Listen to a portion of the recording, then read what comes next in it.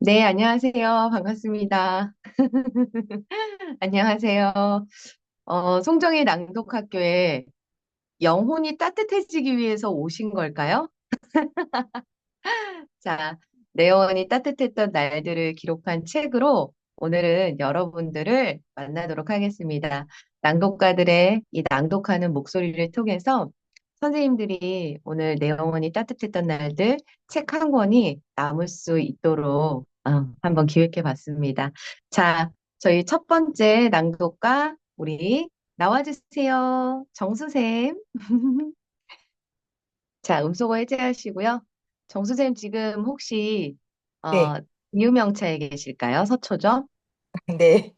좀 전에, 네. 네. 정수쌤 얼굴이 좀 안 보이지 않나요? 선생님들? 아, 그래요? 네, 얼굴이 조금 이렇게 음. 더 상태가 노출이 됐으면 좋겠어요. 어, 조금 더. 네, 네. 좋습니다. 네. 네. 저희 첫 번째 낭독가 이정수 선생님의 낭독으로 저희 낭독회 시작하도록 하겠습니다. 어, 저는 이 책을 읽는 동안 그냥 저절로 미소가 피어오르게 되는 그런 책이었던 것 같습니다. 책을 읽으면서 자연과 인간의 존중에 대해서도 생각해보고 내 영혼이 따뜻했던 날들을 떠올리게 하는 그런 책이었습니다. 그중에 제가 선택한 에피소드는 첫 번째 에피소드입니다. 제 낭독을 시작하겠습니다. 내 이름은 작은 나무. 아빠가 세상을 뜨신 지 1년 만에 엄마도 돌아가셨다. 나는 할아버지, 할머니와 함께 살게 되었다. 이때 내 나이 5살이었다. 나중에 할머니에게 듣기로는 엄마 장례식이 끝나고 나서 고아가 된 나를 놓고 친척들 사이에서 꽤나 시끌벅적한 말다툼이 있었다고 한다. 우리 가족이 그때까지 살던 통나무 집은 언덕 중턱에 있었다. 친척들은 작은 개울이 흐르는 그 뒤뜰에 머리를 맞대고 서서 내가 어디로 가는 게 좋을지 열심히 입방아를 찍고 있었던 것이다.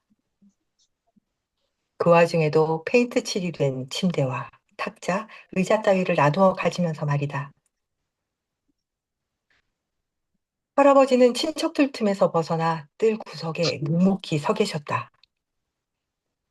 할머니도 할아버지의 뒤에 가만히 서 계셨다고 한다. 할아버지는 체로키족의 피가 반 섞인 혼혈이고 할머니는 순수 체로키족이시다. 할아버지는 거의 2미터가 다 될 정도로 키가 커서 사람들 사이에 서면 머리 하나가 삐죽 솟았다. 거기다 할머니는 땅만 내려다보고 계셨지만 할아버지는 사람들 머리 너머로 계속 내 얼굴을 쳐다보고 계셨다고 한다. 큼지막한 검은 모자를 쓰시고 교회 갈 때나 장례식 때만 입는 반지를 한 검은 양복을 입으신 채 말이다. 나는 한 발 한 발 뜰을 가로질러 할아버지에게로 다가가 그 긴 다리에 매달렸다. 친척들이 떼놓으려 해도 부둥켜 안은 팔의 힘을 풀지 않았다. 할머니 말씀으로는 울지도 않고 고함도 지르지 않고 오직 할아버지 다리만 꼭 부둥켜 안고 있었다고 한다. 친척들은 떼내려고 하고 나는 떨어지지 않으려고 하면서 한참 동안 실랑이를 벌이고 있노라니 할아버지가 가만히 몸을 굽혀 내 머리 위에 손을 얹으시고는 그냥 내버려 둬 라고 하셨다. 그날 오후 늦게 할아버지와 할머니, 나, 세 사람은 언덕을 내려와 마을로 이어지는 큰 길로 나왔다. 우리는 다른 사람들이 모두 버스에 올라탈 때까지 기다렸다. 나는 할아버지와 할머니 사이에 앉았다. 할머니가 손을 뻗어 할아버지의 손등을 가볍게 두드렸다. 그러자 할아버지도 내 무릎 위로 손을 뻗어 할머니 손을 가만히 잡았다. 편안하고 따뜻한 기분이 내 몸을 부드럽게 훑고 지나갔다. 그래서인지 나는 금방 잠이 들었다. 버스에서 자갈길로 내려섰을 때는 밤이 한창 이슥해서였다. 그리 넓지 않은 개울 위에 걸쳐진 통나무 다리를 건너고 나니 조그만 오두막집이 있었다. 그 집은 산을 등지고 서 있었는데 앞쪽으로는 기다란 베란다가 시원스럽게 뻗어 있었고 뒤쪽으로는 커다란 나무들이 서 있었다. 히커리 나무로 만든 테두리에다 사슴 가죽들을 팽팽히 묶어서 만든 침대는 부드럽게 쿨렁거렸다. 침대에 누우니 열린 창문으로 개울가에 서 있는 나무들이 희미한 빛 속에서 귀신처럼 시커멓게 보였다. 울컥 엄마 생각이 나고 낯선 곳에 와 있다는 두려움이 몰려왔다. 그때 누군가가 내 머리카락을 쓰다듬었다. 침대 옆 마룻바닥에 앉아 계시던 할머니였다. 할머니는 노래를 부르면서 몸을 천천히 앞뒤로 흔들었다. 그러자 나도 바람이 제잘거리고 시냇물 라이나가 내 이야기를 노래 부르며 형제들에게 전하는 소리를 들을 수 있었다. 나는 노래 속의 작은 나무가 바로 나라는 걸 알고 있었다. 삼형제들이 날 좋아하고 나하고 같이 있고 싶어 하는 걸 보니 기뻤다.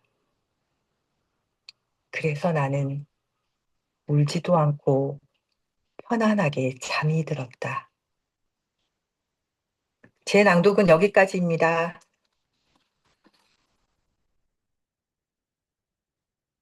다음 낭독가님 나와주세요.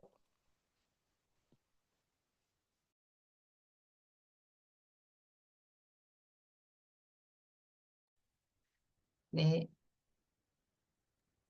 제가 선택한 에피소드는 자연의 이치입니다. 내 영혼이 따뜻했던 날들은 인디언의 삶에 대한 사랑과 존경이 가득하다. 자연의 이치에서는 할아버지가 작은 나무에게 좋은 것은 이웃과 함께하며 필요한 만큼만 가져야 한다고 일러준다.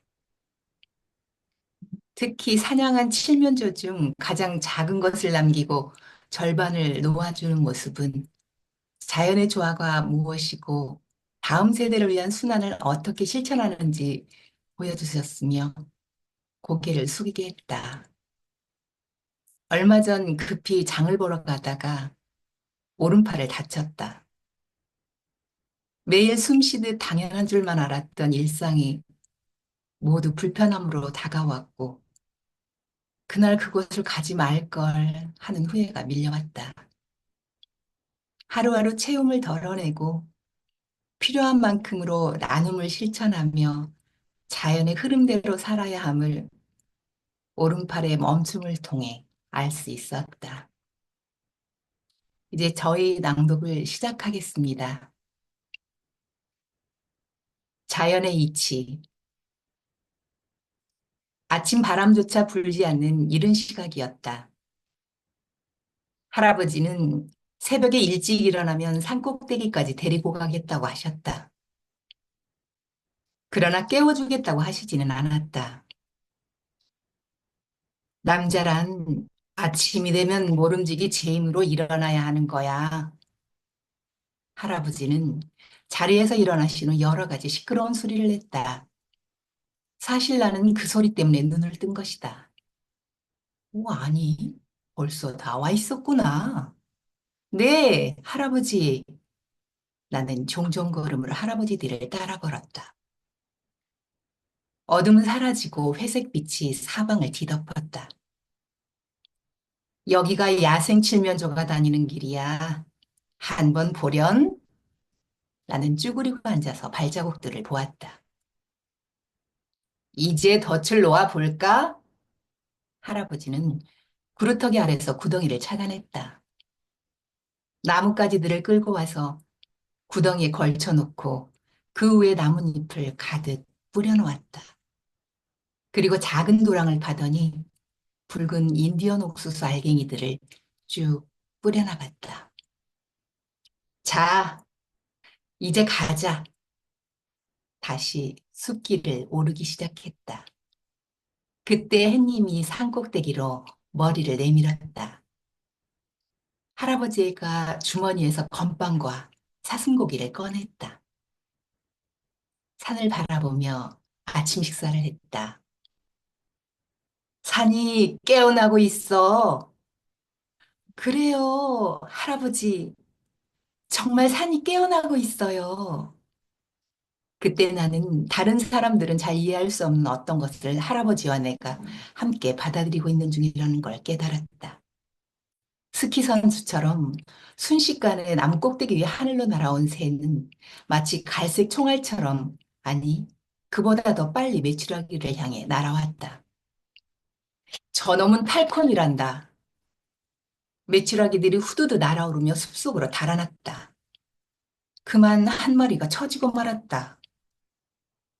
다시 하늘로 날아오른 매 발톱에는 죽은 메추라기가 지어 있었다. 슬퍼하지 마라, 작은 나무야. 이게 자연의 이치라는 거다. 탈코는 느린 놈을 잡아갔어. 그러면 느린 놈들이 자기를 닮은 느린 새끼들을 낳지 못하거든. 또 느린 놈 알이든 빠른 놈 알이든 가리지 않고 메추라기 알이라면 모두 먹고 치우는 들쥐들을 잡아먹는 것도 탈콘들이란다. 말하자면 매는 자연의 이치대로 사는 거야. 메추라기를 도와주면서 말이다. 누구나 자기가 필요한 만큼만 가져야 한다. 사슴을 잡을 때도 제일 좋은 놈을 잡으려 하면 안 돼. 작고 느린 놈을 골라야 남은 사슴들이 더 강해지고 그렇게 해야 우리도 두고두고 사슴고기를 먹을 수 있는 거야. 흑표범인 파고들은 이 사실을 잘 알고 있지. 너도 꼭 알아두어야 하고. 꿀버린 TV들만 자기들이 쓸 것보다 더 많은 꿀을 저장해두지. 그러니 곰한테도 뺏기고 너구리한테도 뺏기고 우리 체로키한테도 뺏기기도 하지. 그놈들은 자기가 필요한 것보다 더 많이 쌓아두고 싶어 하는 사람들하고 똑같아. 우리는 산길을 따라 왔던 길을 도로 내려왔다. 함정은 보이지도 않았는데 칠면조들이 꾀꾀거리며 소리를 질러대고 있었다. 구덩이에 빠진 것이다. 할아버지, 입구가 꽉 막힌 것도 아니잖아요? 그냥 머리만 숙이면 되는데 왜 안 그러죠? 칠면조란 놈들도 사람하고 닮은 데가 있어. 뭐든지 다 알고 있는 듯 하면서 자기 주위에 뭐가 있는지 내려다보려고는 하지 않아. 항상 머리를 너무 꼿꼿하게 쳐들고 있는 바람에 아무것도 못 배우는 거지. 할아버지는 다리를 묶은 칠면조들을 땅바닥에 늘어놓았다. 모두 6마리야. 나이는 대충 다 비슷한 것 같다. 부리 두께를 보면 나이를 알 수 있거든. 우린 3마리면 충분하니까 작은 나무야. 내가 골라버렴. 나는 신중히 비교를 하고 가장 작은 새놈을 집어낼 수 있었다. 할아버지는 아무 말도 하지 않고 나머지 3마리의 다리에 묶인 끈을 풀어주었다. 저놈은 내가 가지고 갈 수 있지? 예, 할아버지. 나는 할아버지를 따라 산길을 내려왔다. 할아버지가 콧노래를 흥얼거리는 소리가 들려왔다. 이 시간이 영원히 계속될 수 있다면 좋을 텐데. 저의 낭독은 여기까지입니다. 다음 낭독가님, 나와주세요.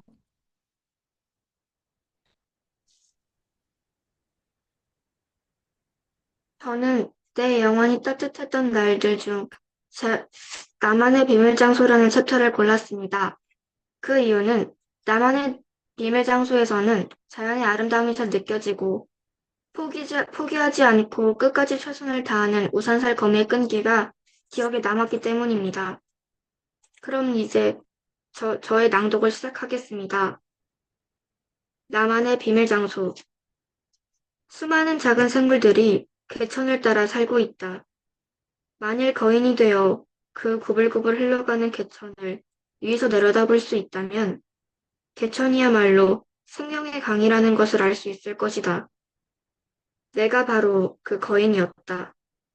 키는 겨우 1미터 정도밖에 안 되었지만 나는 거인처럼 쪼그리고 앉아 실개천들이 졸졸거리고 흘러내리면서 만들어낸 작은 웅덩이들을 연구하곤 했다.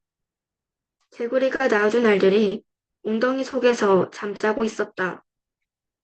포도송이처럼 오글오글 모여있는 젤리 모양의 투명한 작은 공들 속에는 검은 올챙이들이 점 모양으로 들어있었다. 부화되어 나올 날을 기다리면서 가끔 난 개울 저 위쪽까지 올라가곤 했다. 맑은 개울물을 건너기도 하고 흐르는 물속에 가지 끝이 잠길 정도로 축 늘어진 버드나무 잎사귀들이 만들어낸 녹색 커튼 사이로 몸을 구부린 채 지나가기도 하면서 개울 양쪽에는 물가에서 자라는 양치식물들이 초록 치마를 넓게 펼치고 작은 우산거미들에게 집 지을 장소를 제공하고 있었다. 이 작은 친구들은 양치식물의 줄기에다 가늘디 가는 거미줄의 한쪽 끝을 놓고는 공중으로 풀쩍 뛰어오른다.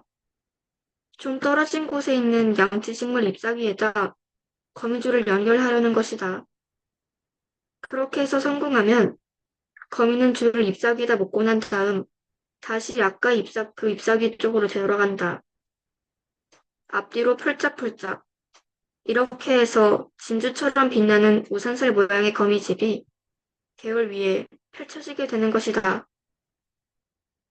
이놈들은 덩치는 작아도 의지는 보통 굳센 친구들이 아니었다. 물에 빠지기라도 할라치면 잽싸게 기어나와 잎착같이 높은 곳으로 기어올랐다. 한시 바퀴 물 밖으로 나가야 황어들이 채가지 못할 테니 말이다. 나는 실개울 한가운데 쪼그리고 앉아서 작은 거미 한 마리가 자기 거미줄을 양쪽으로 연결하려고 애쓰는 것을 지켜보고 있었다. 그놈은 그 개울을 통틀어 다른 어디서보다 더 넓은 거미집을 가지려고 작정했는지 개울이 가장 넓게 벌어진 곳을 택했다. 거미줄 한쪽 끝을 양치식물에 묶고 난 거미는 공중으로 펄쩍 뛰어올랐다. 하지만 반대편 잎사귀에 닿기도 전에 그만 물 위로 떨어지고 말았다. 잠깐 물에 쓸려가던 그놈은 필사적으로 물살을 헤치고 나와 개울가로 기어올라갔다. 처음에 양치식물이 있는 곳으로 돌아온 거미는 다시 한번 공중으로 뛰어올랐다. 그놈은 3번을 실패하고 나서 처음 위치로 다시 돌아오더니 막무가내로 뛰던 걸 중단했다. 대신 그놈은 잎사귀 끝쪽으로 걸어가 아래를 내려다보며 엎드렸다. 물을 연구라도 하는 것처럼 턱 밑에다 앞발을 포개고 말이다. 나는 그놈이 포기할 것이라고 생각했다. 아니, 사실 포기하고 싶은 건 내 쪽이었다. 실개울에 쪼그리고 앉아서 들여다보느라 물에 닿은 내 엉덩이가 얼얼한 판이었으니 말이다. 하지만 그놈은 그 자리에 꼼짝한 보통 우리도 알아? 그, 뭐, 뭐 애플은 뭐가 해야 되는데? 애플 아이,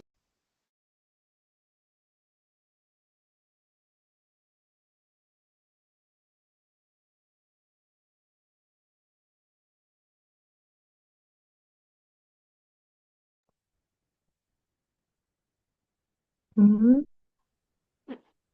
서연아, 어, 음, 저기, 뭔가 소리가 났지? 음, 음, 너가 끝난 곳부터 찾아서, 다시 시작하면 돼. 어딘지 찾았어요? 아, 어. 천천히 찾아. 잠시 후 좋은 생각이 떠오른 것일까? 그놈은 양치식물 잎사귀 위에서 아래 위로 펄쩍거리며 뛰기 시작했다.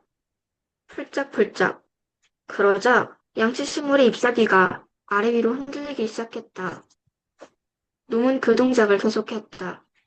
놈이 위로 뛰어오르면 잎사귀는 아래로 내려가고 놈이 아래로 떨어질 때쯤이면 잎사귀가 위로 올라왔다. 그러더니 갑자기 잎사귀가 가장 높이 올라온 순간 거미는 맞은편 잎사귀를 향해 훌쩍 뛰었다. 어느새 거미줄이 우산살처럼 쫙 펼쳐졌다. 드디어 해낸 것이다. 건너뛰는 데 성공한 놈은 자랑스러운 마음에 시동이라도 걸린 것처럼 이쪽 저쪽으로 훌쩍훌쩍 뛰어다녔다. 그러다가 거의 떨어질 뻔하기도 했지만 어쨌든 이렇게 해서 놈의 진주거미 집은 지금까지 내가 본 중에서 가장 넓은 거미집이 되었다. 저의 낭독은 여기까지입니다. 다음 낭독가님 나와주세요.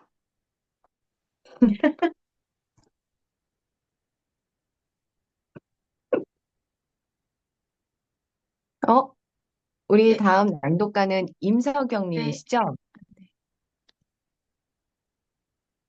맞나요? 저, 석영이가 아니고, 예, 접니다. 네. 네. 예. 내 영혼이 따뜻했던 날의 주인공 작은 나무는 6살입니다. 아마 제 나이도 그쯤이었을 거예요. 저희 외할머니는 솜씨가 무척 좋으셨습니다. 특히 장을 잘 담그셨다고 합니다. 텃밭으로 이어지는 작은 창고 툇마루에 있던 커다란 항아리가 어렴풋이 기억이 납니다. 제 키만큼 높은 항아리였습니다.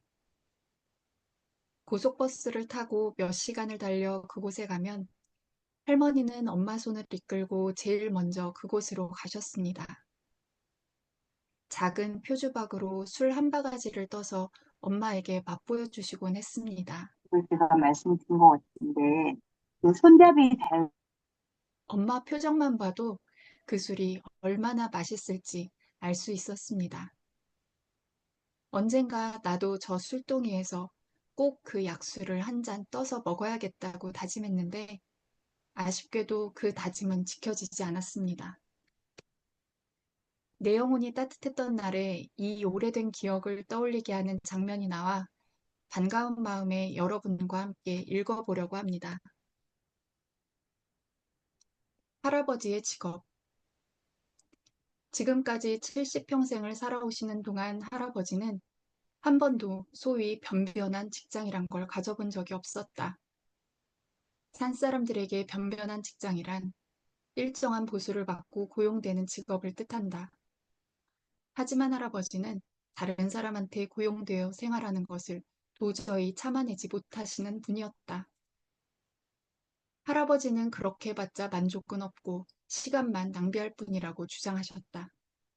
맞는 말씀이었다. 그런데 할아버지에게도 직업이 있었다. 할아버지의 직업이란 건 할아버지의 스코틀랜드 쪽 가게로부터 수백 년 동안 전해 내려온 위스키 제조업이었다. 할아버지는 이제 내 나이도 6살이 다 되어가는 데다 내가 나이가 들어 직장을 때려치우거나 다른 방법으로는 생계를 꾸려나갈 수 없을 때 써먹을 수 있을 테니 위스키 만드는 법을 배웠더라고 나에게 권하셨다. 할아버지의 증류기는 실개천들이 모여 시내를 이루는 곳에 있었다. 그 증류기는 빽빽한 월계수와 인동덩굴 속에 깊이 파묻혀 있어서 하늘을 나는 새들도 찾아내기 힘들 정도였다. 할아버지는 자신의 증류기를 무척 자랑스러워하셨다.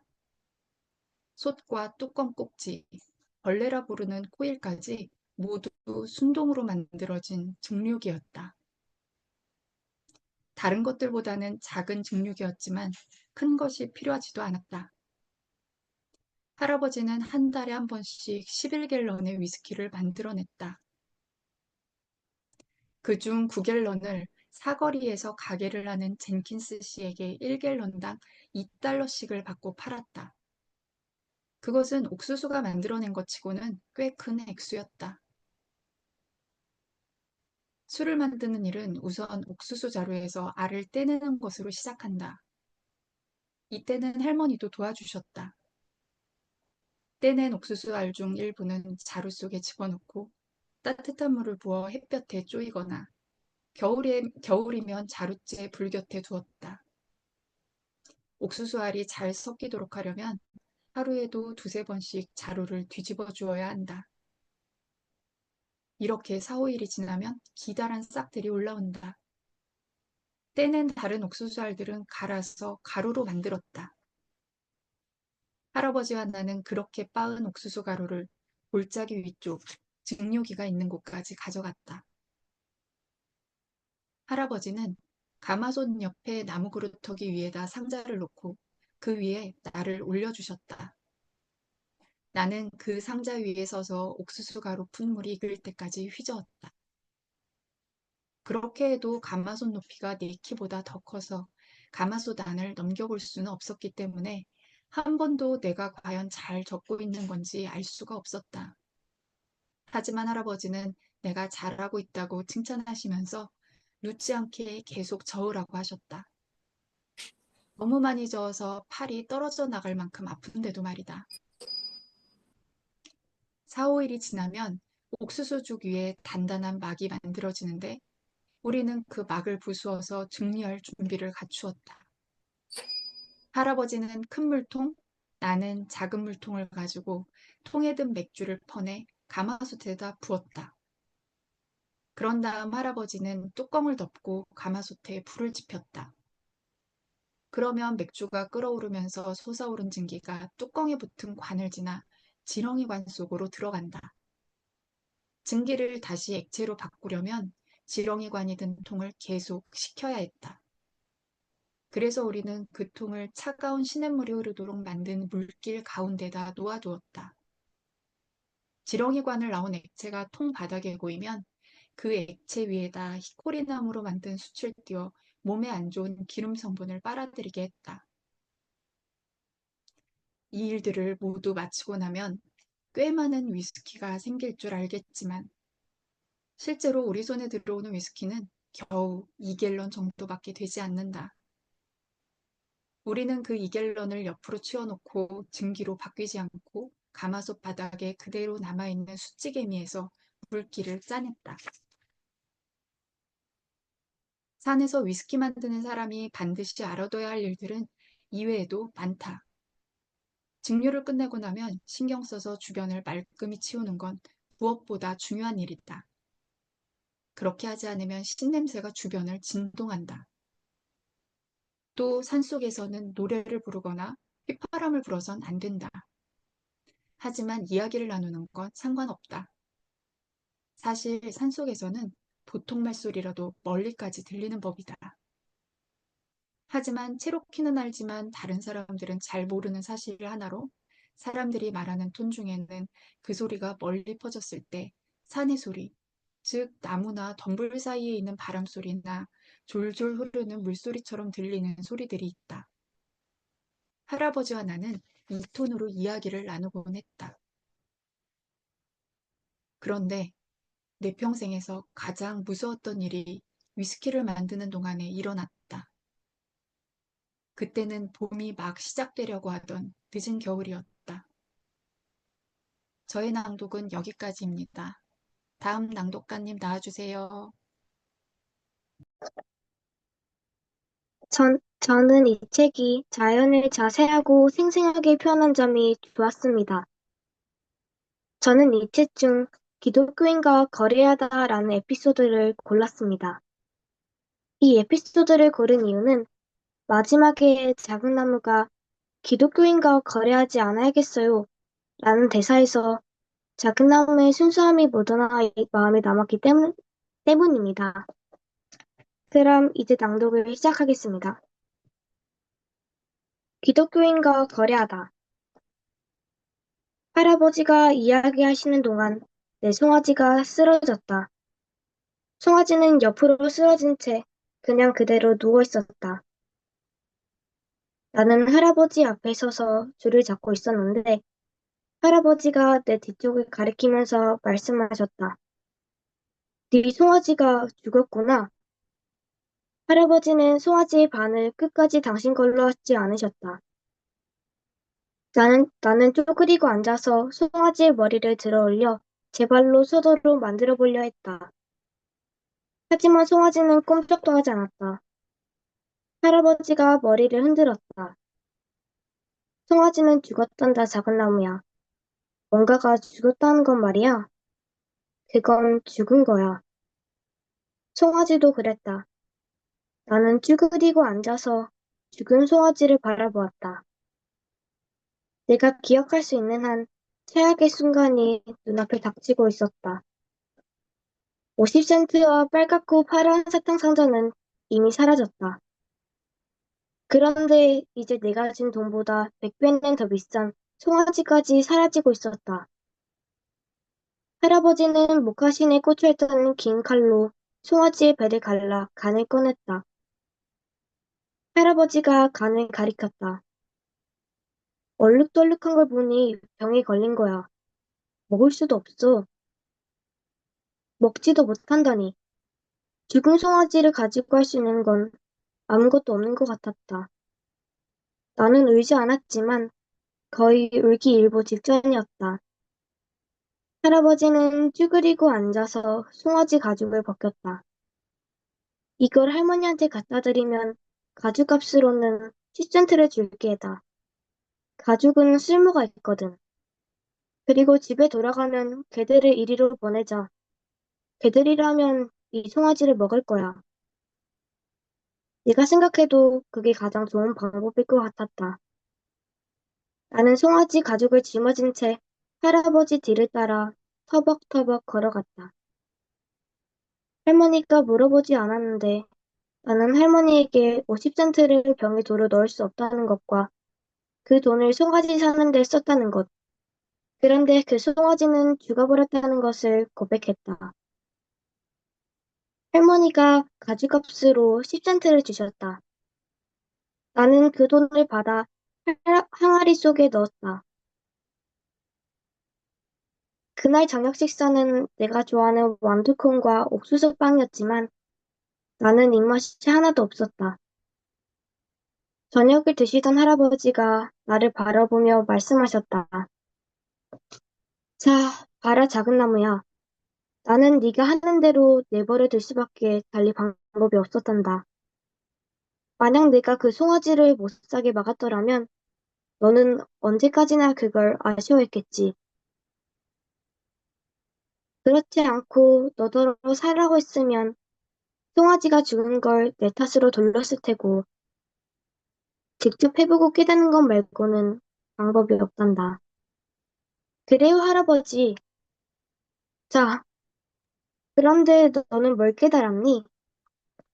할아버지가 진지한 얼굴로 물으셨다. 제 생각에는요, 기독교도와 거래해서는 안 된다는 걸 깨달았어요. 할머니가 갑자기 웃기 시작하셨다. 내 말이 뭐가 그리 웃은 건지 알 수가 없었다. 어안이 벙벙해 있던 할아버지도 할머니와 똑같이 웃기 시작하셨다. 얼마나 심하게 웃으셨는지 옥수수 빵이 목에 걸리기까지 하셨다.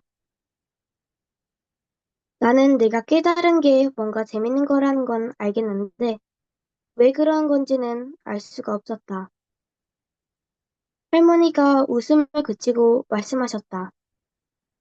작은 나무야, 그러니까 다음부터는 제 입으로 자기가 착하고 좋은 사람이라고 떠벌리는 사람한테는 조심하겠다는 뜻이지? 예, 할머니 그래요.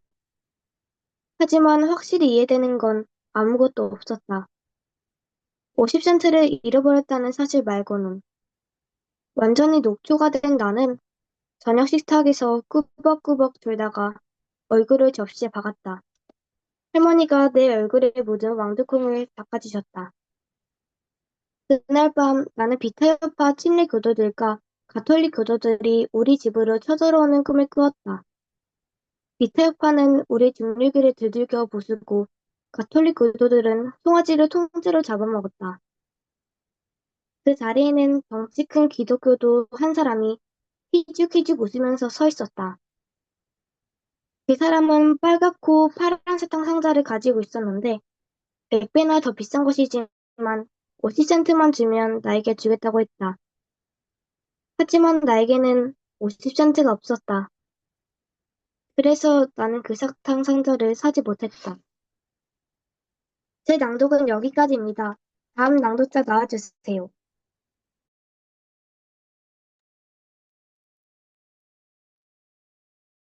지금 위험한 고비에 서 있습니다. 위험한 고비를 넘기기 위해 누군가의 사랑과 믿음이 있어야 한다는 것을 알려주는 이 부분이 마음에 들었습니다. 이야기의 끝은 모두 행복합니다. 저도 희망을 품고 저의 결정이 행복으로 가는 길이기를 바랍니다. 낭독을 시작하겠습니다. 위험한 고비. 인디언 제비꽃이 한창 피어나는 3월 말경이 되면 우리는 자주 산에 들어가 꽃도 따고 열매도 줍곤 했다. 깃털처럼 부드럽게 볼을 만지작거리고 지나가는 그 바람엔 흙냄새가 배어 있었다. 그 바람은 저 멀리서 봄이 오고 있는 중이라는 걸 알려주는 전령이었다. 할아버지는 물고기를 손으로 잡는 법을 가르쳐 주셨다. 이 때문에 만 5년 동안의 내 짧은 생애에서 두 번째로 죽을 뻔한 사건이 일어났다. 그 사건이 일어났을 때 할아버지는 둑 위에 배를 깔고 엎드려 계셨다. 벌써 메개 한 마리를 잡으신 후였다. 나는 물고기 구멍을 찾아내지 못해서 둑 아래쪽으로 약간 내려갔다. 그곳에 엎드린 나는 물고기 구멍을 찾으려고 물속에 손을 집어넣었다. 그런데 바로 옆에서 무슨 소리가 들렸다. 소리 나는 쪽으로 고개를 돌렸다. 방울뱀이었다. 날름거리며 내미는 혀는 거의 내 얼굴에 닿을 지경이었고 가늘게 찢어진 그 눈은 빨갛고 징그러웠다. 꼬리끝이 탈탈거리면서 점점 더 빨리 움직이기 시작했다. 그때였다. 할아버지의 커다란 손이 번개처럼 내 얼굴과 뱀의 머리 사이로 끼어들었다. 그 손은 바위처럼 굳건하게 그 자리에 버티고 있었다. 할아버지의 손은 흔들리지도 떨리지도 않았다. 할아버지의 얼굴 모양이 이상하게 변해가고 있었다. 이제는 팔도 시퍼렇게 변하고 있었다. 할머니 모시고 올게요. 나는 알고 있었다. 할아버지가 죽어가고 계신 것을. 할머니는 자루 하나를 거머쥐고 곧바로 집 밖으로 달려나갔다. 그제야 할머니의 모습이 눈에 들어왔다. 헐럭이는 긴 치마와 뒤로 날리는 따은 머리, 목카신에 신은 작은 발이 날듯이 빠르게 뛰어가고 있었다. 할머니가 달리시다니. 나는 할머니에게 어떻게 그런 일이 일어났는지 이야기해드리고 조심하지 않은 내 잘못이라고 털어놓았다. 하지만 할머니는 그건 누구의 탓도 아니며 심지어 방울뱀의 탓도 아니라고 하셨다. 또 이미 일어난 일을 놓고 잘잘못을 따져서는 안 된다고 하셨다. 그 이야기를 들으니 마음이 훨씬 가벼워졌다. 할아버지는 나와 뱀 사이에 당신의 손을 집어넣었던 일에 대해서 한마디도 하지 않으셨지만 나는 할아버지가 이 세상에서 할머니 다음으로 나를 사랑한다는 것을 또 블루보이보다 나를 더 사랑한다는 것을 알게 되었다. 저희 낭독은 여기까지입니다. 다음 낭독가님 나와주세요. 제가 이 이야기를 고른 이유는 연방군 하사가 죽는 순간까지 손에서 놓지 못한 흙 한 줌 때문입니다.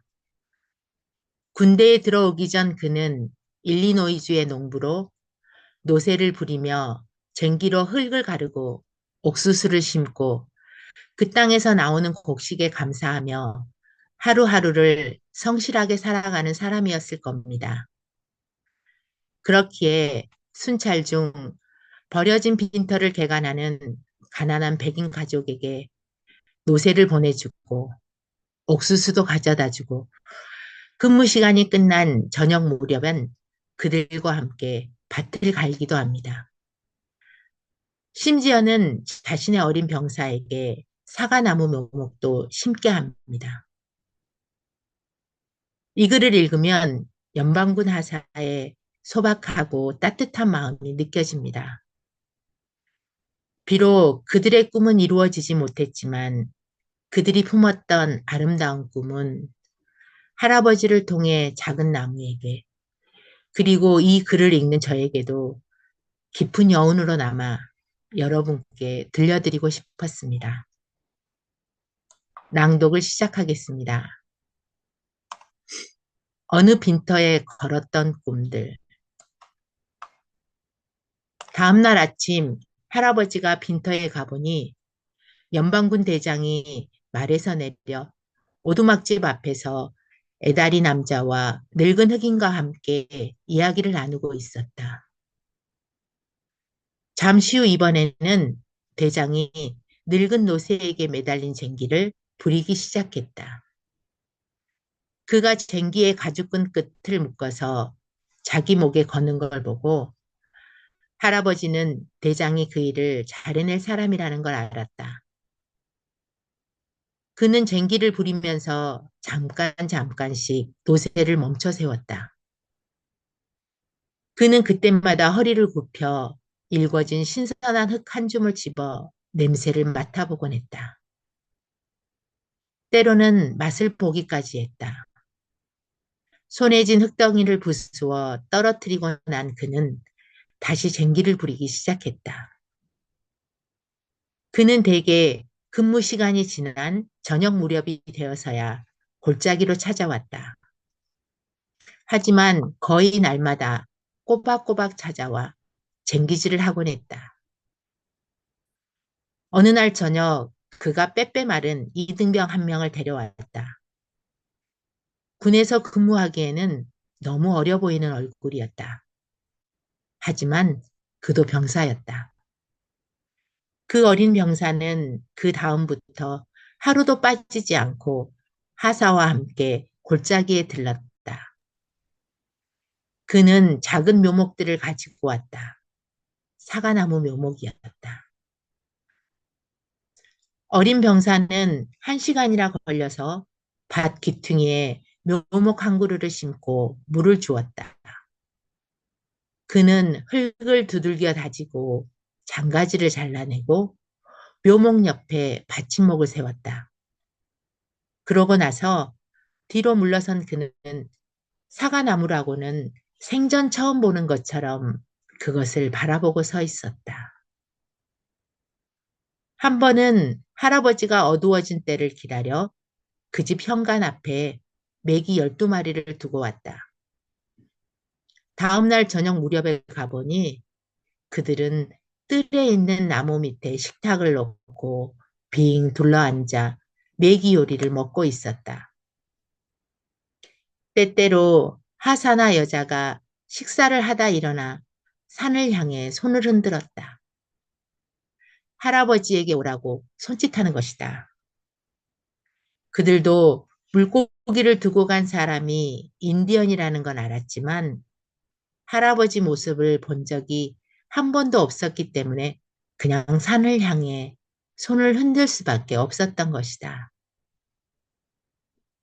할아버지가 그들에게 물고기를 갖다 준 것은 인디언이 아니라서 산에서 살아가는 방식을 전혀 모르는 사람들이라 밭에서 수확을 하기도 전에 모조리 굶어 죽고 말 것 같아서였다. 게다가 할아버지에게는 연방군 하사와 젊은 병사와의 경쟁에서 지고 싶지 않은 기분도 있었다.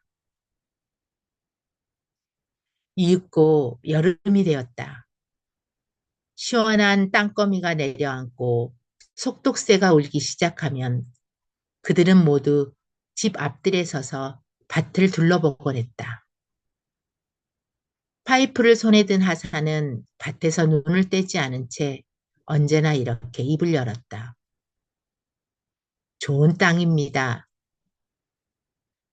그래요, 좋은 땅이지요. 그 다음 말을 외다리 남자가 받고 나면 제가 지금껏 길러본 중에서 가장 좋은 옥수수예요. 늙은 흑인도 빠지지 않고 거들었다.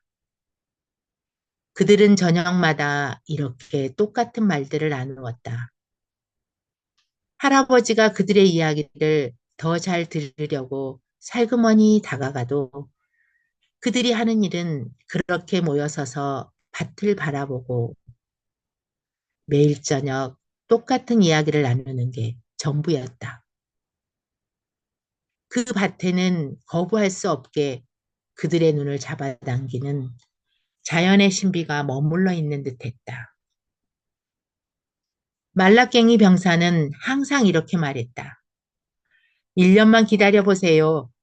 저 사과나무들이 꽃을 피우기 시작하면 그렇게 멋진 광경은 두 번 다시 보기 힘들 겁니다.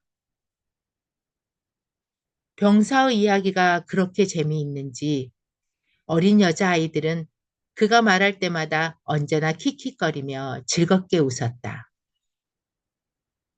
그 아이들을 나이만큼 어려 보이게 만드는 천진한 웃음이었다. 저의 낭독은 여기까지입니다. 다음 낭독가님 나와주세요. 안녕하세요. 다음 낭독을 맡은 윤미경입니다. 사람들은 제주에서 나고 자란 저를 부러워합니다. 휴가차 잠시 들렀던 제주의 자연을 떠올리며 부러움을 내비친 것이겠죠. 정작 저는 제주시 상가동네 한복판에서 태어나 제주를 제대로 누려본 적도 없었으며 때때로 마주한 자연에서 아름다움을 알아보는 눈도 없었습니다. 언제면 서울로 가 성공한 삶을 살 수 있을지 제주를 달아날 생각만 했습니다. 제가 낭독할 산꼭대기에서의 하룻밤에서는 산에서 맞이하는 아침이 탄생하는 순간을 아름답게 묘사합니다. 이 부분을 읽다 보니 한라산 등반 때 땀을 식혀주던 시원한 바람, 다랑시오름 정상에서 마주한 노을의 따스한 기운을 느끼게 됩니다. 이제 다시 제주의 자연을 향해 돌아가고 싶다는 생각이 강하게 밀려듭니다. 낭독을 시작하겠습니다. 산꼭대기에서의 하룻밤. 우리는 첫 새벽에 눈을 떴다. 높은 산 위에서 바라본 새벽은 다른 무엇과도 비교할 수 없을 만큼 멋진 것이었다. 할아버지와 나, 블루보이까지 포함하여 우리 모두가 그 모습을 지켜보았다. 하늘은 밝은 회색빛을 띠고 있었고 숲에서는 새들이 일어나 새로운 하루를 맞이하기 위해 푸득거리고 짹짹거리며 수선을 떨었다. 우리 발밑에는 까마득히 먼 곳까지 뿌연 안개바다가 펼쳐져 있었다. 산봉우리들은 그 위로 머리를 들이밀고 마치 자신들이 진짜 바다 위로 솟아오른 섬들인 것 같은 모습을 연출했다. 할아버지가 동쪽을 가리키셨다. 봐라. 세상의 끝, 아스라이 보이는 산등성이 위로 거대한 붓으로 칠해놓은 듯한 분홍빛띠가 드넓은 하늘 전체를 가로지르며 깔려 있었다. 아침바람이 불어와 우리 얼굴을 때렸다. 이제 그 분홍빛띠는 빨강, 노랑, 파랑의 줄무늬로 변해갔다. 나와 할아버지는 그 색깔들이 무엇을 뜻하는지 알고 있었다. 아침이 탄생하고 있는 중이었다.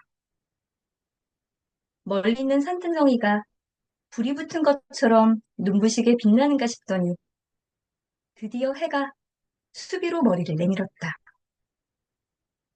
해는 발밑에 자욱이 깔린 안개바다를 넘실거리는 분홍빛 바다로 바꾸었다. 햇빛이 할아버지와 내 얼굴을 때렸다. 온 세상이 불타는 것처럼 벌게졌다. 할아버지는 항상 그래왔다고 하시면서 모자를 벗으셨다. 우리는 그 광경을 한참 동안 바라보고 서 있었다. 할아버지와 나는 같은 생각을 나누고 있었다. 그리고 난 알았다. 우리는 언젠가 이 산꼭대기로 와서 아침이 태어나는 것을 다시 한번 보게 될 것이라는 걸. 어느새 해는 발목을 잡아당기던 산에서 벗어나 하늘 가운데 동그만히 떠 있었다. 할아버지는 숨을 한번 크게 내쉬고 기지개를 켜듯이 온몸을 쭉 뻗고 나더니 이렇게 말씀하셨다. 자, 우린 할 일이 있어. 네가 할 일은? 할아버지는 머리를 극적이시더니 다시 한번 같은 말을 반복했다. 네가 할 일은 뭐냐 하면 먼저 집으로 가서 할머니에게 우리가 이곳에 좀 더 있게 될 것 같다고 전하는 거다. 그리고 너와 내가 먹을 걸 요리해서 종이봉지에 담아달라고 하고 저 도해지 사람들이 먹을 만한 건 따로 조리해서 마대에 담아달라고 해라. 종이봉지와 마대 잊어버리지 않겠지? 나는 구분할 수 있다고 말하고 집을 향해 걸음을 떼놓기 시작했다. 그때 할아버지가 나를 다시 불러세우면서 뭔가 재미있는 생각이 떠오른 것처럼 실실 웃으셨다. 그리고 작은 나무야. 할머니가 그 두 사람 먹을 걸 조리하기 전에 그 친구들이 내게 떠들었던 것들을 모조리 할머니에게 얘기해드려라. 나는 그러겠노라고 하고 길을 따라 뛰어내려갔다. 블루보이가 따라왔다. 등 뒤에서 할아버지가 청크 씨와 슬리크 씨에게 외치는 소리가 들렸다. 야호! 제 낭독은 여기까지입니다. 다음 낭독가 나와주세요. 안녕하세요. 저는 김미영이라고 합니다. 낭독을 시작하기 전 제가 윌로존이라는 에피소드를 선택한 이유와 느낀 점을 말씀드리겠습니다. 비슷한 아픔을 겪은 사람들끼리는 긴 말을 하지 않아도 함께 있는 것만으로 큰 위로가 되는 것 같습니다. 윌로존이라는 인물과 할아버지, 할머니, 그리고 주인공은 일주일에 한 번 교회에서 만나는 것만으로도 서로에게 큰 의지가 되었습니다. 특히 윌로존과 화자가 인디언식으로 선물을 주고받는 장면은 새롭고 신기하고 유쾌하기도 했습니다. 시간 관계상 저의 낭독 부분에서는 편집하였지만 이 과정에서 윌로존의 마음속에 있던 응어리가 조금은 풀리게 되었습니다.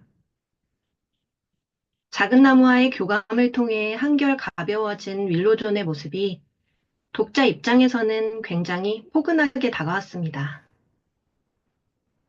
에피소드의 마지막 부분에 윌로존을 향한 애정이 담긴 작은 나무의 시에서 그 따스함이 더 깊게 다가와 인상적이었습니다. 그럼 낭독을 시작하겠습니다. 윌로존. 우리는 일요일마다 교회에 갔다. 일요일날 교회 앞들로 들어서면 할머니는 걸음을 멈추고 몇몇 여자들과 인사를 나누었다. 그렇지만 할아버지와 나는 곧장 윌로존이 있는 곳으로 갔다. 윌로존은 언제나 사람들과 교회 건물에서 떨어진 숲 뒤쪽에 서 있었다. 순수 체로키인 그분은 인디언식으로 따은 백발을 어깨 아래까지 들이우고 납작한 차양이 붙은 모자를 눈 있는 데까지 눌러쓰곤 하셨다. 눈을 감추기라도 할 것처럼. 그의 눈을 한번 본 사람들은 왜 그렇게 하는지 이유를 알 수 있었다. 그 검은 눈 속에는 상처가 담겨 있었다. 분노로 가득한 상처가 아니라 벌거벗긴 채 무심하게 놓여 있는 듯한 상처가. 할아버지 말씀에 따르면 윌로존은 아주 오래전에 인디언 연방에 다녀온 적이 있었다. 그는 간지 3년 만에 되돌아왔지만 그곳에서 있었던 일에 대해서는 아무 이야기도 하지 않았다. 교회에서 예배가 끝나면 우리는 빈터 근처의 숲속으로 들어가 도시락을 펼쳤다. 우리들은 커다란 느릅나무 그늘에 앉아 그것들을 먹으며 이야기를 나누었다. 해가 서쪽으로 기울고 주변에 늦은 오후에 엷은 안개가 끼기 시작하면 우리는 떠날 준비를 했다. 할아버지와 할머니가 번갈아 윌로존을 포옹하고 나면 윌로존은 부끄럼 많은 소년처럼 내 어깨에 머뭇머뭇 손을 올려놓곤 하셨다. 그러고 나면 우리는 발길을 돌렸다.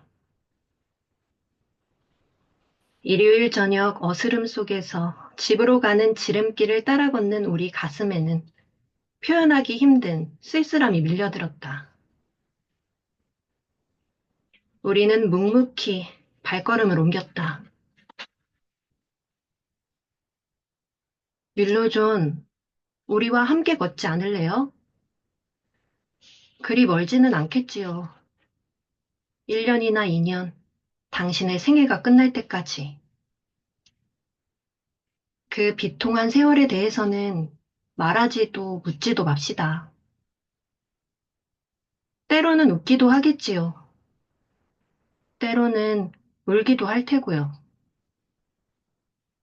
아니면 우리 둘이서 잃어버린 무언가를 찾아낼지도 모르지요. 윌로존, 조금만 함께 있어주지 않을래요?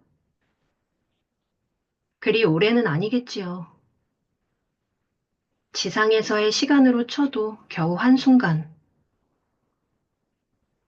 우린 한두 번 쳐다보는 걸로도 서로의 마음을 알고 느끼겠지요. 그래서 마침내 떠나갈 때가 와도 서로의 마음을 이해하는 우리는 편안한 마음으로 보낼 수 있겠지요. 윌로존, 잠시만 더 있어주지 않을래요? 이 나를 위해서. 헤어져야 할 우리, 서로 다독거려주고 위로해줍시다. 그러면 먼 훗날 당신을 생각할 때마다 내 성급한 눈물은 위로받고 가슴에 새겨진 아픔도 좀은 풀리겠지요. 저의 낭독은 여기까지입니다. 들어주셔서 감사합니다. 다음 낭독가님 나와주세요. 네, 안녕하십니까. 다음 낭독을 이어갈 낭독가 류수정입니다. 제가 오늘 낭독하고자 하는 이야기는 내 영혼이 따뜻했던 날들 속 17번째 에피소드인 와인시입니다.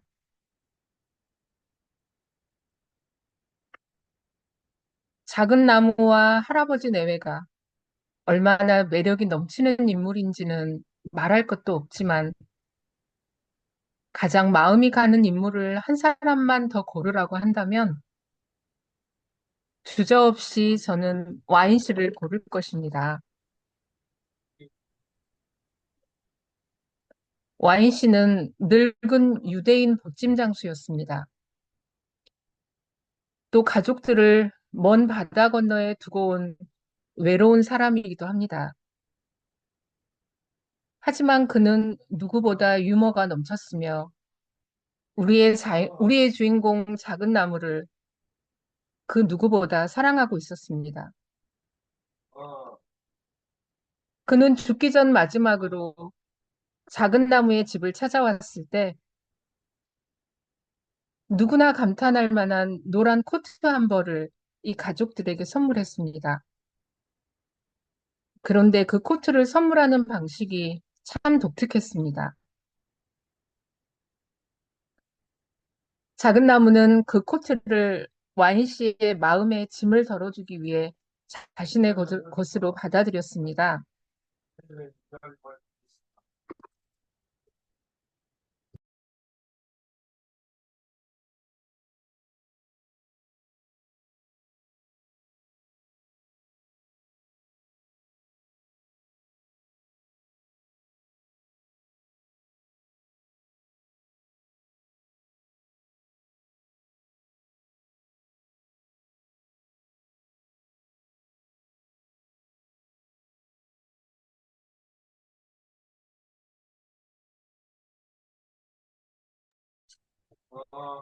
죄송합니다.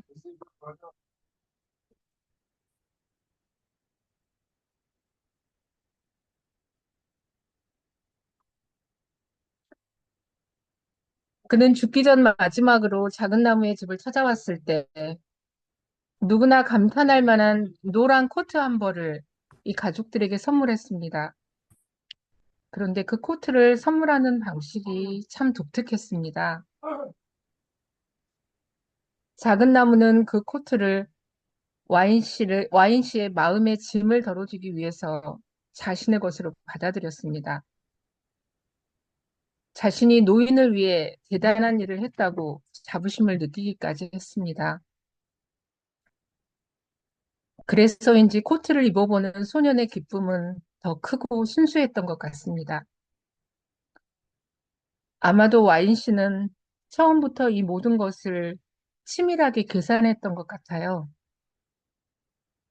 가난한 오두막 가족들의 마음을 상하지 않게 하면서도 자부심과 긍지를 높일 수 있도록 마법을 부린 것입니다. 누군가에게 무엇을 베풀고자 할 때마다 저는 와인 씨를 떠올리게 될 것 같아요. 이 사람은 제가 마음에 그리던 진짜 어른의 모습을 보여주었습니다. 이제 그 와인 씨를 저의 낭독으로 만나보시지 않겠습니까? 낭독을 시작하겠습니다.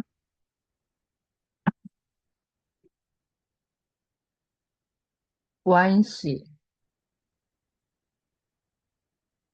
와인 씨가 마지막으로 우리 집에 들르셨다. 물론 그 당시 우리는 그게 마지막인 걸 몰랐다. 오두막집 마루 위에 펼친 보따리에서 와인 씨는 노란 코트 한 벌을 꺼내셨다. 와인 씨가 그 코트를 들어보이자 코트는 등잔 불빛을 받아 금색으로 반짝였다. 그것은 우리가 지금까지 본 것 중에서 가장 멋진 코트였다. 와인 씨는 등잔불 아래에서 코트를 앞뒤로 돌려가며 보여주었다. 우리 모두 넋을 잃고 그 모습을 바라보았다. 할머니가 손끝으로 살그머니 그 코트를 만져보셨지만 나는 코트에 손을 대지 않았다. 와인 씨는 그 코트를 멀리 바다 건너에 사는 증손자에게 주려고 만들었는데 그 사이에 세월이 흐른 걸 그만 깜빡 잊고 증손자가 어렸을 때 몸집에 맞추었다고 하셨다. 만들고 나서야 와인 씨는 완전히 잘못 만들었다는 것을 깨달았다. 이제 그 옷을 입을 사람은 어디에도 존재하지 않았다. 와인 씨는 다른 사람이 쓸 수도 있는 물건을 버리는 건 죄악이다. 이제 자신은 늙어서 더 이상 죄를 짓는 것을 감당할 수 없다. 그래서 어찌나 걱정이 되는지 잠도 잘 못 자고 있다. 만일 그 옷을 입어주어 자신을 도와줄 사람을 찾아내지 못하면 자신은 완전히 쓰러지고 말 것이라고 하셨다. 우리 모두 잠시 동안 그 문제를 연구했다. 고개를 숙이고 앉아있는 와인 씨의 모습을 보니 지금 당장이라도 쓰러지지 않을까 걱정이 되었다. 나는 그분에게 그 옷을 내가 입으면 어떻겠느냐고 물었다. 번쩍 고개를 든 와인 씨의 수염 가득한 얼굴에는 기쁜 웃음이 번져갔다. 그분은 나에게 그런 호의를 베풀어 달라고 부탁하는 걸 까맣게 잊고 있었다니 정말 자신은 건망증이 심하다고 하셨다. 그분은 내 덕분에 죄를 완전히 벗고 무거운 짐을 내려놓을 수 있게 되었다고 기뻐하셨다. 내가 그분을 그렇게 크게 도와드린 것이다. 그러고 나자 모두가 달라붙어 나에게 코트를 입히기 시작했다. 옷을 다 입고 세 분 앞에 서자 할머니는 코트의 소매를 펴주셨고 와인 씨는 등을 털어주셨으며 할아버지는 옷자락을 아래로 반듯하게 당겨주셨다. 나에게 딱 맞았다. 와인 씨가 생각하고 있던 증손자의 몸집이 내 몸집과 똑같았던 모양이다. 나는 코트를 입고 저녁을 먹느라 접시 위로 입을 쭉 내밀고 음식을 흘리지 않도록 조심했다. 잘 때도 입고 자고 싶었지만 할머니가 입고 자면 구겨질 거라고 말리셨다. 대신 할머니가 그 코트를 침대 기둥에 걸어주셔서 나는 침대에 누워 그 옷을 쳐다볼 수 있었다. 창문으로 새어 들어오는 달빛에 코트는 아까보다 더 밝게 빛났다. 제 낭독은 여기까지입니다. 들어주셔서 감사합니다. 다음 낭독가님 나와주세요. 안녕하세요. 늑대별 제목을 보고 바로 아들이 떠올랐습니다. 별을 보는 직업을 가진 큰아들. 중학교 2학년 때부터 별을 보러 쫓아다니던 아들은 지금은 어린이 천문대를 하며 초등학교, 중학교 아이들과 반에 별을 보는 일을 한다. 아들이 알바를 하던 대학교 때 엄마, 내가 어렸을 때는 내가 돈을 내고 별을 보러 다녔는데요. 지금은 내가 좋아하는 별을 보며 일하는데도 나한테 돈을 주네요. 하며 기뻐하고 행복해하던 아들이 생각났다. 어릴 때는 체중 미달 팔싹둥이로 태어나서 내 속을 많이도 태웠는데 지금은 어른이 되어 자기 할 일 잘하는 아들이 생각나서 이 늑대배를 선택했습니다. 늑대배를 바라보며 할아버지, 할머니와 희노애락을 함께 나누고 아픔을 절하는 어린 손자의 이야기가 너무 가슴이 아픕니다. 집으로 돌아가고 싶다는 울부짖음이 눈물을 자아나게 합니다. 저의 낭독을 시작하겠습니다. 늑대별. 할머니가 예전에 가르쳐 주신 적이 있다. 내가 발톱을 뽑아야 했을 때 인디언이 고통을 참는 방법을. 인디언들은 몸의 마음을 잠재우고 대신 몸 바깥으로 빠져나간 영혼의 마음으로 고통을 느끼지 않고 고통을 바라본다. 몸의 고통을 느끼는 것은 육체의 마음뿐이고 영혼의 마음은 영혼의 고통만을 느낀다. 그래서 나는 매를 맞으면서 몸의 마음을 잠재웠다. 매일 저녁 땅거미가 내리고 늑대벌이 반짝이기 시작하면 나는 할아버지, 할머니, 그리고 윌로진호에게 집에 돌아가고 싶다고 하소연했다. 나는 그들이 보내주는 영상도 받지 않았고 그들이 보내주는 소리도 귀를 막았다. 오로지 집으로 돌아가고 싶다는 말만을 계속했다. 그분들이 어떻게 해주실 것이다. 나는 그렇게 믿었다. 나는 밖에 나올 때마다 언제나 떡갈나무 밑에서 혼자만의 시간을 보냈다. 떡갈나무는 벌써 잠들었을 거라고 생각했는데 그렇지 않았다. 나 때문이었다. 떡갈나무는 느리고 낮은 목소리로 이야기를 나누었다. 점심 식사 후에는 각자 하고 싶은 대로 지내도 좋다고 했다. 밖은 추워서 나 말고는 아무도 나가려 하지 않았다. 나는 오랫동안 그곳에 앉아 있었다. 땅거미가 내리고 있었다. 이제 방으로 돌아가야 할 시간이었다. 문득 눈을 들어 건물 쪽을 바라보았다. 할아버지다. 할아버지가 사무실에서 나와 내가 있는 곳으로 걸어오고 계셨다. 나는 온 힘을 다해 달려 팔을 벌린 채 무릎을 꿇고 계신 할아버지의 가슴 속으로 뛰어들었다. 우리 두 사람은 한참 동안 말없이 그렇게 껴안고만 있었다. 할아버지는 내가 잘 지내는지 알아보려고 왔지만 이제 집으로 돌아가야 한다고 하시면서 할머니는 같이 오지 못하셨노라고 말씀하셨다. 나도 같이 가고 싶었다.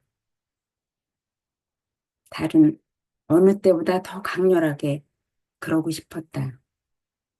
하지만 그렇게 말하면 할아버지가 걱정하실까 봐 겁이 났다.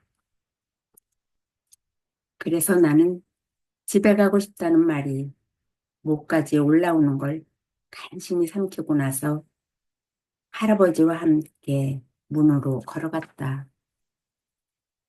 나는 잠시 그곳에 서서 할아버지가 어둠 속으로 사라지는 모습을 지켜보고 있었다. 그러자 그때 할아버지가 버스 정류장을 잘 찾아낼 수 있을지 모르겠다는 생각이 떠올랐다. 할아버지는 뒤를 따라 뛰어갔다. 나 자신도 버스 정류장이 어디 있는지는 몰랐지만 그래도 어쨌든 도와드릴 수는 있을 것이다. 한참 망설이다 드디어 마음을 정한 내가 소리를 질렀다. 할아버지! 제가 행선지를 읽어드릴게요. 할아버지는 조금도 놀라신 것 같지 않았다. 할아버지는 나더러 그곳으로 건너오라고 손짓하셨다. 나는 할아버지 있는 곳으로 달려갔다.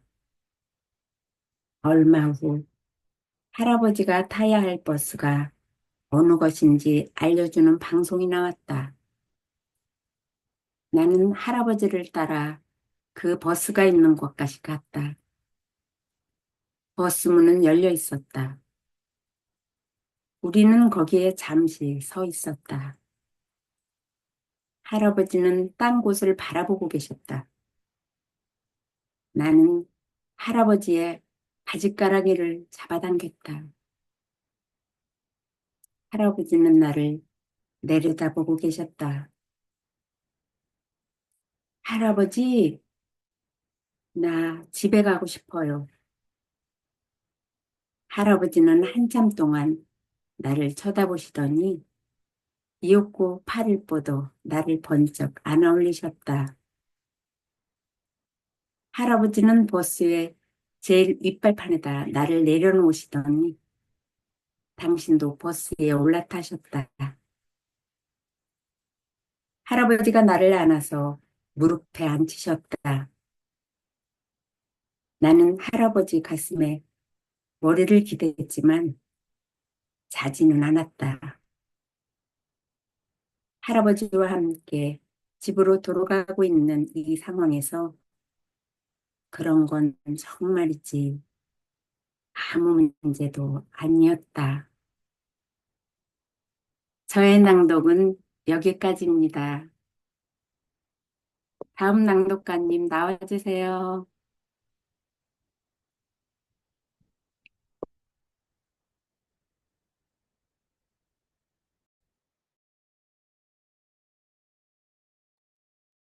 안녕하세요. 마지막 낭독을 맡은 이미경입니다.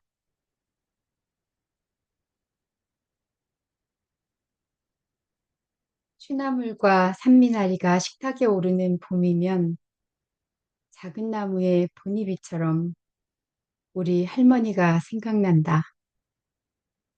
커다란 산나물 보퉁이를 마루 위에 펼쳐 놓으실 때 가끔 그 나물더미 속에서 꼼지락거리며 나오던 가재가 마냥 신기했었다.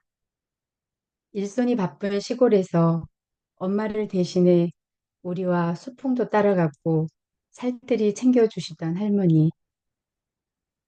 시골에서 도예지로 공부하러 나와 동생들과 지낼 때도 학교에 근무할 때도 언제나 우리와 함께 계셨다.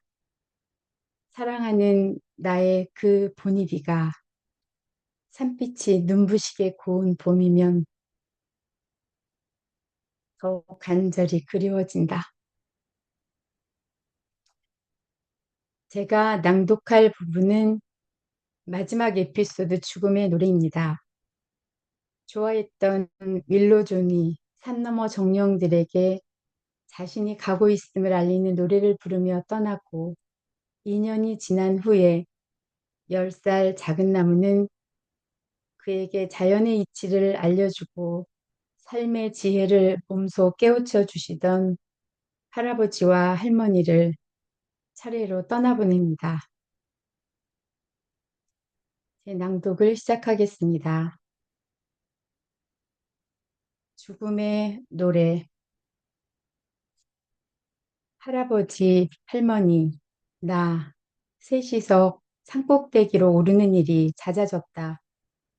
두 분이 산을 오르는 속도는 예전에 비해 느려졌지만 두 분은 산꼭대기에 앉아서 주위 산줄기들을 바라보는 걸 좋아하셨다.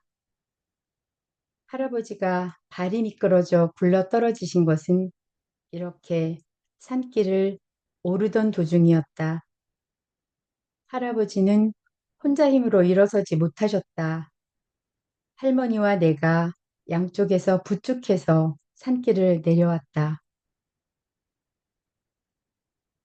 할아버지의 몸의 마음이 졸기 시작하고 영혼의 마음이 그것을 대신했다. 내가 손을 잡으니 할아버지의 얼굴에 가만히 웃음이 번졌다.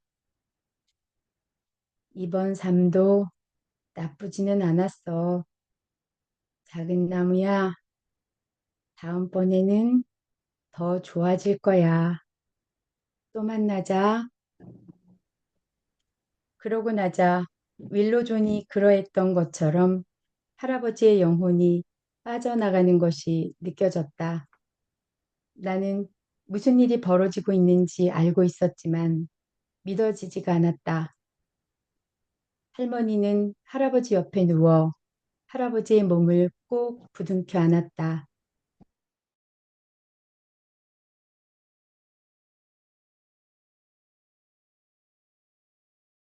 그러며 울었다. 젠킨슨 씨 아들과 파인빌리가 관을 만들었다. 그들은 할아버지를 산 위로 모셔갔다. 산길 높은 곳에 있는 할아버지의 비밀 장소.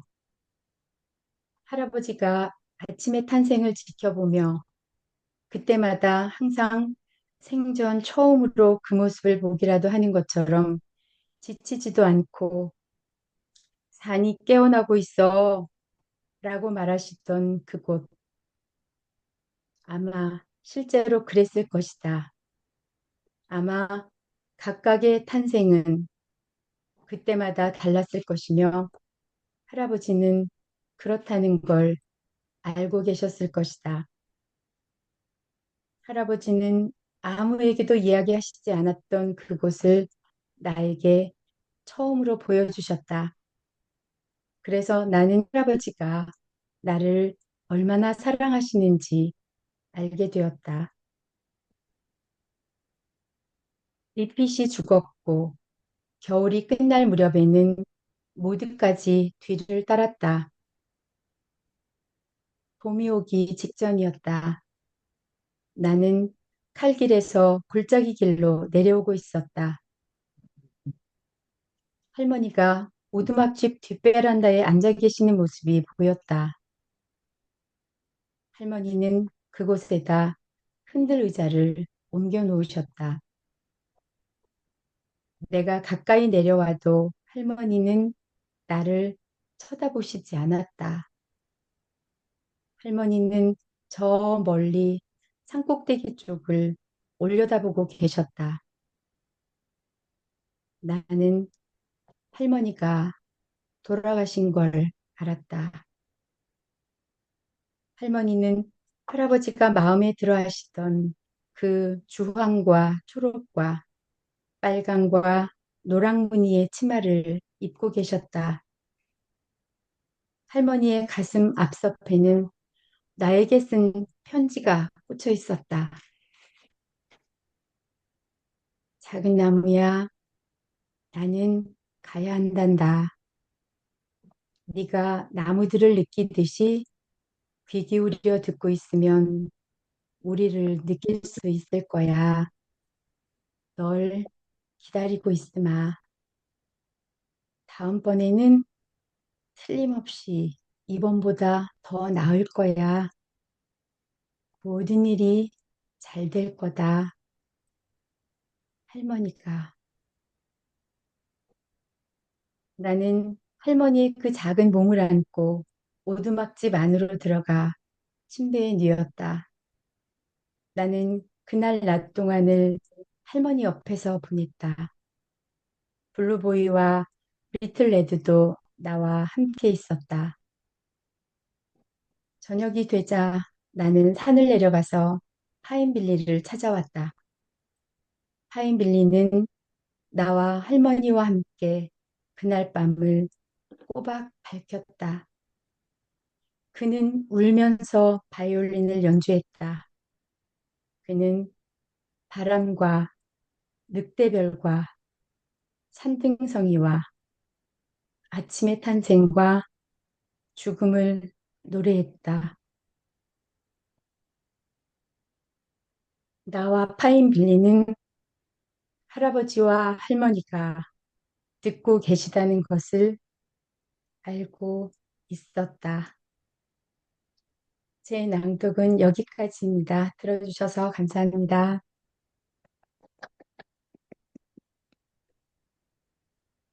네, 우리 제일 처음 정수 선생님의 목소리로 또 이미경 선생님의 마지막 엔딩까지 이렇게 내용 많이 따뜻했던 날들 한 권의 책으로 여러분들을 좀 찾아뵙습니다. 잘 들으셨을까요, 선생님들? 네. 그래도 끝까지 귀 기울여 주신 분들 계셔가지고 저희 낭독가들 힘을 얻을 수 있었을 것 같다는 생각이 드는데요. 저희 녹화는 여기까지 하도록 하겠습니다.